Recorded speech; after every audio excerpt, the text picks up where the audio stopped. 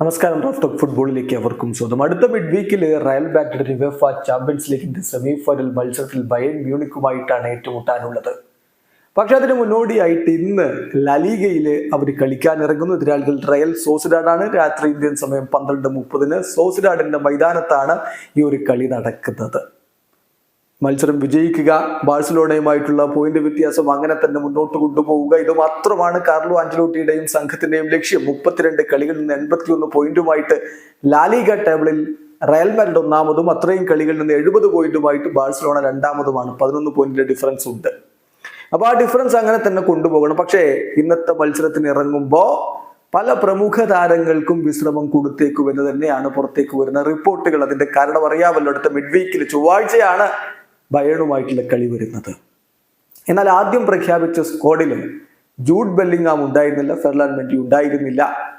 അവർക്ക് വിശ്രമം കൊടുക്കുന്നു എന്നാണ് വിശദീകരണം വന്നിരുന്നതെങ്കിൽ ഇപ്പോ അവസാനം ട്വിസ്റ്റ് ഉണ്ടായിരിക്കുന്നു. ബെല്ലിംഗാമിനോട് ടീമിനോടൊപ്പം ജോയിൻ ചെയ്യാൻ വേണ്ടി ആഞ്ചലോട്ടി പറഞ്ഞു. അദ്ദേഹം ടീമിനോടൊപ്പം ഇപ്പൊ ട്രാവൽ ചെയ്തിരിക്കുന്നു. ആദ്യം പ്രഖ്യാപിച്ച സ്ക്വാഡിൽ ഉണ്ടായിരുന്ന റോഡ്രിഗോയെ സ്ക്വാഡിൽ നിന്ന് ഒഴിവാക്കിയിരിക്കുന്നു. അതിന്റെ കാരണം എന്താണ് എന്ന് ചോദിച്ചാൽ ഇപ്പൊ പുറത്തേക്ക് വരുന്ന റിപ്പോർട്ടുകൾ അനുസരിച്ച് അദ്ദേഹത്തിന് ഫ്ലൂ ഉണ്ട് എന്നുള്ളത് കൊണ്ട് അദ്ദേഹത്തെ സ്ക്വാഡിൽ നിന്ന് മാറ്റുന്നു. പകരം ബെല്ലിംഗാമിനെ സ്ക്വാഡിലേക്ക് കൊണ്ടുവന്നിരിക്കുകയാണ്. ഏതായാലും റയലിന്റെ സ്ക്വാഡ് നമുക്കൊന്ന് പരിശോധിക്കാം. ഇപ്പൊ അപ്ഡേറ്റഡ് സ്ക്വാഡ് വന്നതാണ്. റോഡ്രിഗോ പോയി, പകരം ബെല്ലിംഗാം വന്നുകൊണ്ടുള്ള സ്ക്വാഡാണ്. ഗോൾ കീപ്പറായിട്ട് ലൂനിൻ, കെപ്പ, ഫ്രാൻ എന്നിവരുണ്ട്. ഡിഫൻസില് Carvajal, Eder Militao, Nacho, Lucas Vazquez, Fran Garcia, Rudiger എന്നിവർ വരുന്നു. അതുപോലെ മധ്യനിരയിലേക്ക് വരുമ്പോൾ Bellingham, Kroos, Modric, Camavinga, Valverde, Tchouameni, Ceballos, Arda Guler എന്നിവര്.